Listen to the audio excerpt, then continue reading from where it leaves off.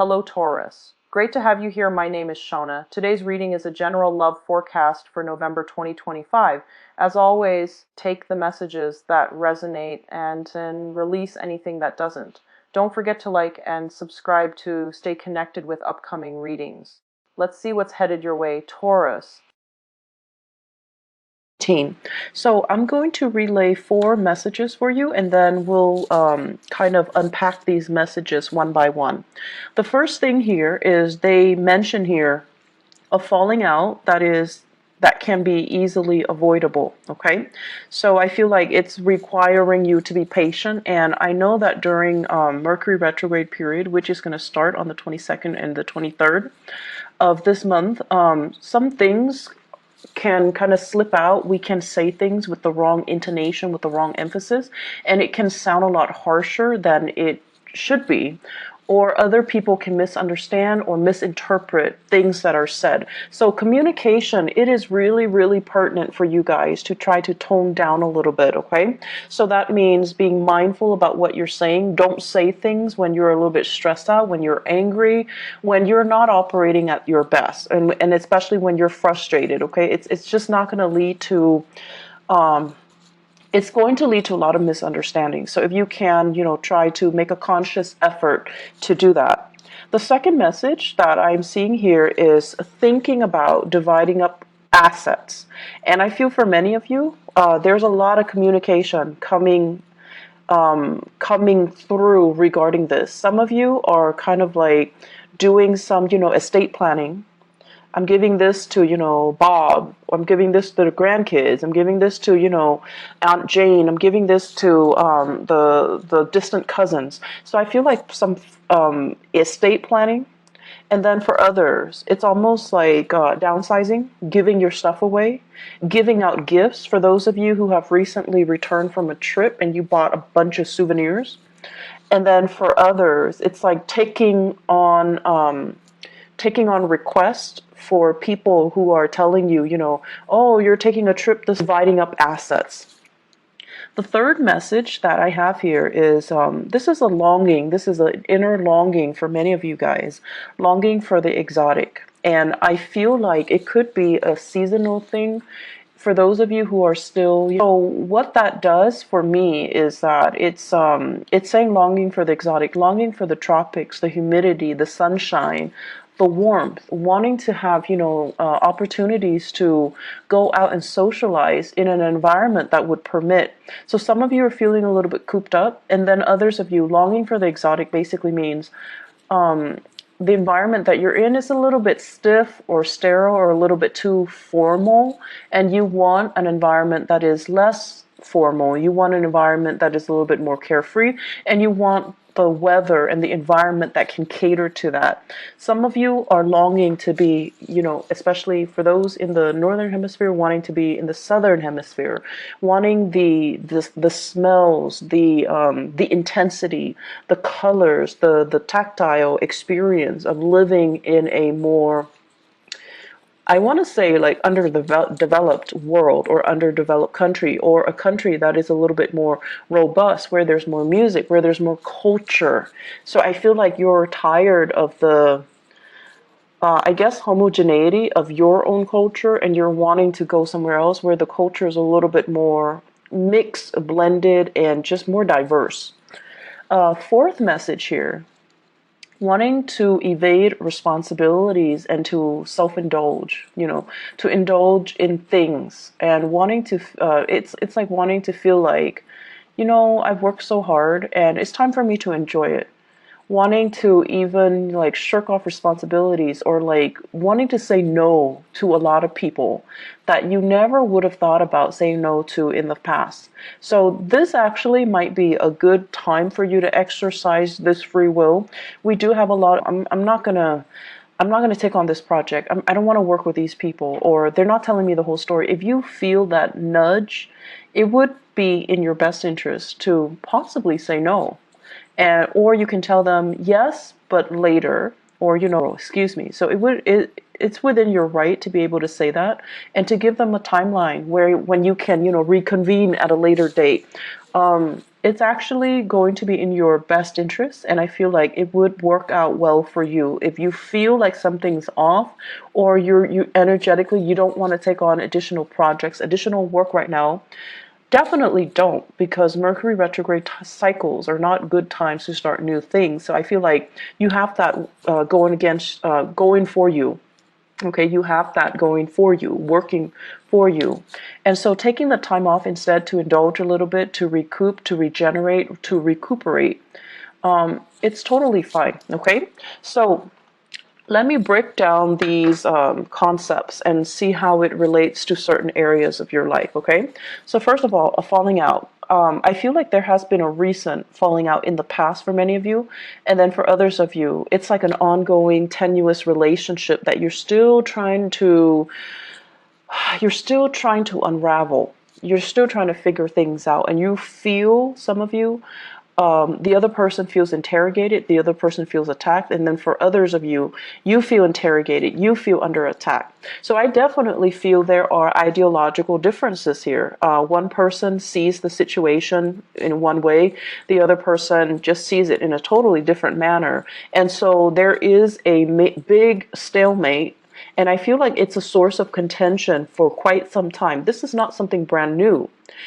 For some of you, this is a marriage partner, okay? Like somebody you were once married to, and now you're thinking about divvying up your assets. So the first and the second messages are kind of blended in with this one falling out, so some significant turning point in a major relationship. For others of you, squabbles with siblings, and this time it's a little bit more, it's like, we have squabbles with siblings most of the time, but this time I feel like the sibling is out of bounds. I feel like if you have that sibling, they're out of bounds. They're doing something that you consider to be very inconsiderate.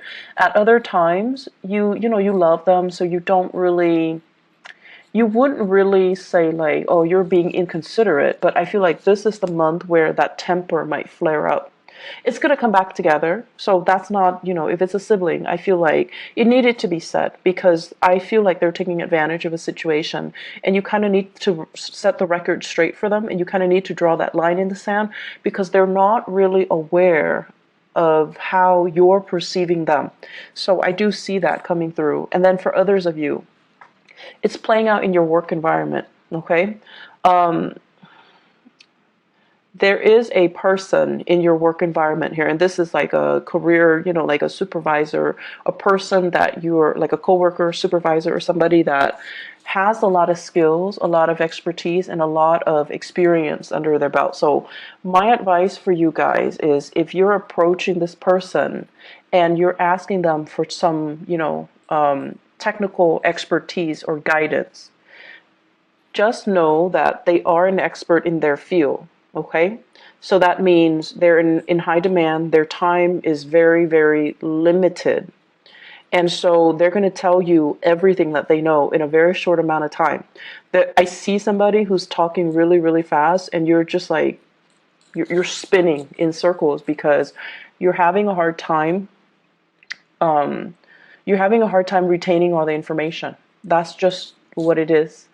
And I also feel some of you might be interrupting the other person, and they're not taking kindly to that. So if they're saying things really fast and you're just like, wait, I feel like there is definitely miscommunication here, and you have to let the other person finish up their train of thoughts, because all of your questions will be answered if you let them finish up, like their spiel,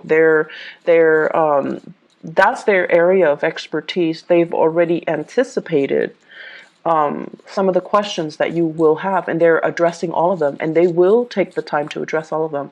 So the best thing is listen and don't interrupt, because there's going to be ego flare up with this person, okay? I'm feeling an air sign here: Aquarius, Gemini, and Libra. I see a very strong feminine air sign, so like a female air sign. And I feel like that's somebody that is heavily in your work. You're either working in close collaboration with them. They could be a supervisor or somebody who's giving you a lot of technical information.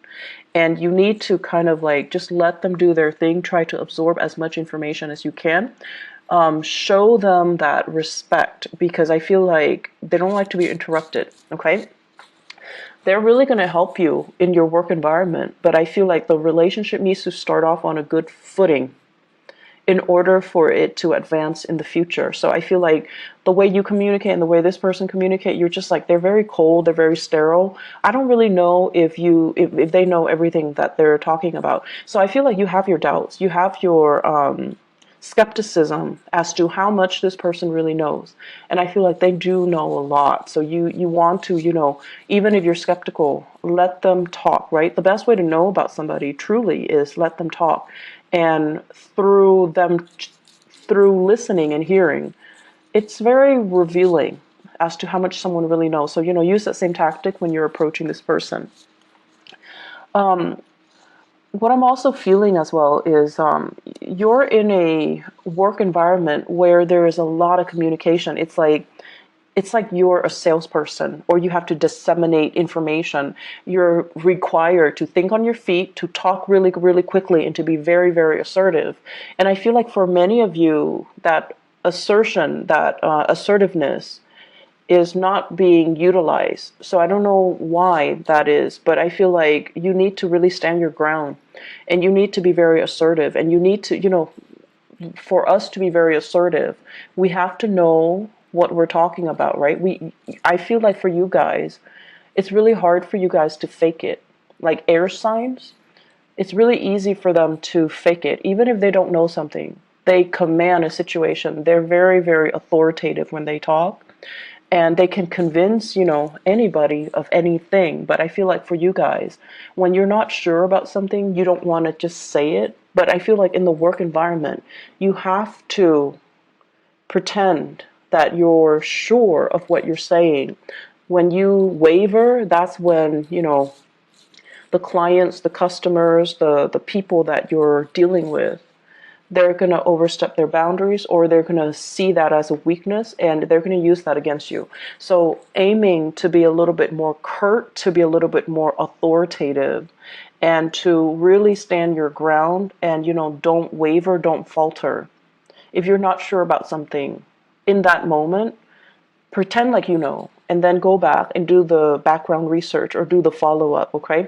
So I feel like your ability to really assert yourself, to really stand firm and to take control of that situation so that the other person cannot bully you or cannot pressure you, that is really, really important for this month. The dividing up assets also ties into that idea about, needing to be very assertive, needing to stand your ground, needing to not let people walk all over you, and to compromise on things that are important to you. That is crucial, okay? So don't be that doormat, and don't let people think like, it's like they're saying here, don't let people run circles around you.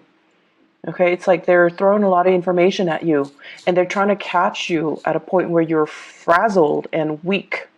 And whatever they say, I feel like it's pertinent for you to filter out the information and to capture the stuff that's important, because I feel like you're getting sensory overload or information overload, and you don't know what's important. You don't know what's relevant. You don't know what's like irrelevant. So finding somebody that can really help you with, the whole process about disseminating or retaining important information, that's going to be very crucial. So I have here, going off to the third message, there is going to be an expansion in the work environment where you are dealing with exotic people. I'm seeing a lot of people of Middle Eastern, like I'm seeing that Central Asia, Middle East, the Mediterranean, and also North Africa. Okay, so like people from those areas where there is a mix of culture, like Middle Eastern culture, even North African culture, and a little bit of European influence. So I'm seeing like a lot of exotic people coming into your work environment, or you're communicating or dealing with them extensively. And I feel like there is a sense of you being very mesmerized, very taken in, very happy dealing with these people. So make sure you remain or maintain that professional distance, and as well make sure that it's like, don't let people run circles around you. Okay, they might try to charm you, try to get a good deal, or try to get you to do favors for them.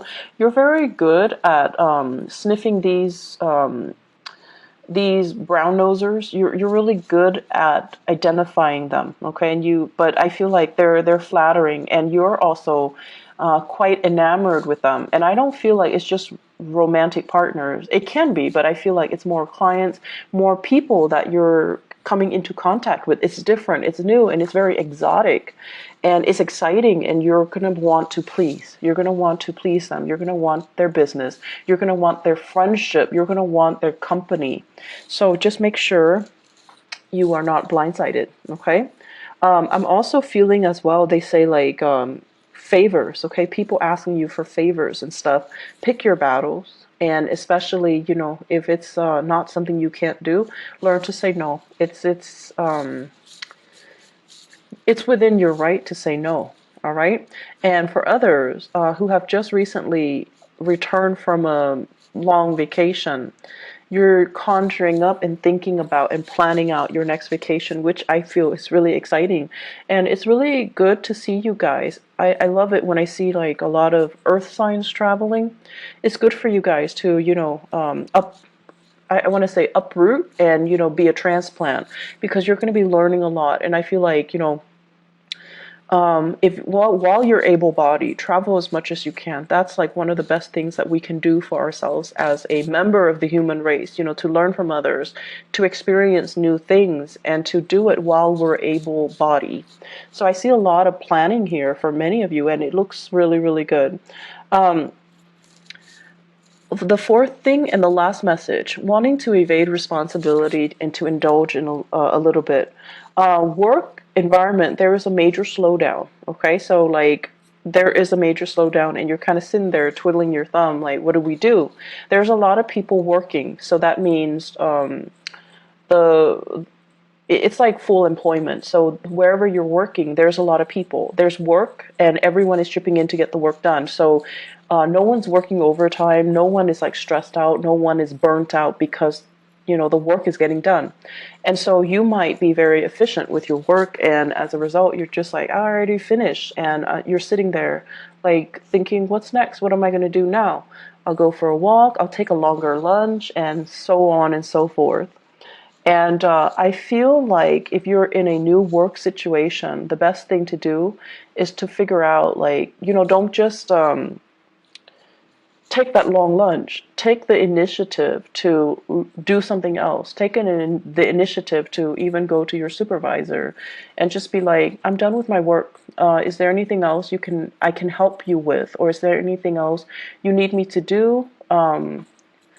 Are there other priorities you need me to take care of right now? First of all, it's going to be very good for you, mainly because it allows you to show your supervisor that I'm done ahead of schedule. I'm willing to help. I'm willing to be a team player.